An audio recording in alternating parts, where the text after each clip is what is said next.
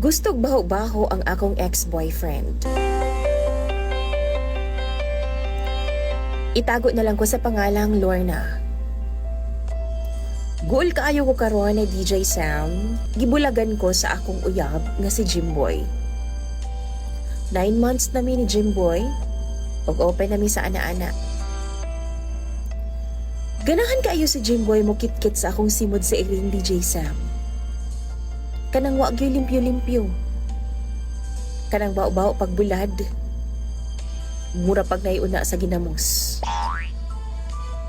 Gani, gusto niya kanang naadyo'y amoy gidaw. Gusto niya, dili manghugas kay original nga baho gyud ang iyang gusto. Mura siya og janitor fish, DJ Sam. Siya ang naga-general cleaning sa ako ang private part kumbaga during sa amo ang loving-loving.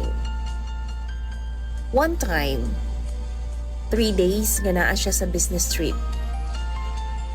Og sa pag-uli niya, timing nga bag-o kong ligo. Humot, og presko kaayo ko ni adtong tungura DJ Sam. Pero kabalo ka, imbis nga malipay, iyahan naman noon kong gibulagan. Nasuko siya nako kay ako adang gihugasan. Na dapat daw, pasagdan ra nako nga manimaho kini kay maugi daw ang iyahang giganahan o giapas nako.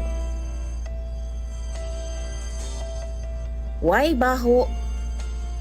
Wala daw siya gana sa kama, DJ Sam.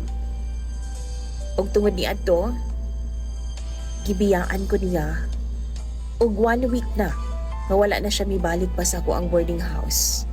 Ni chat o di ba ka mag-call, wala gyud DJ Sam. Unsa man ang akong buhaton. In love kaayo ko sa iya ha. Tabangi daw ko be. Og hatagi ko ninyo sa inyong advice. Imong follower, Lorna.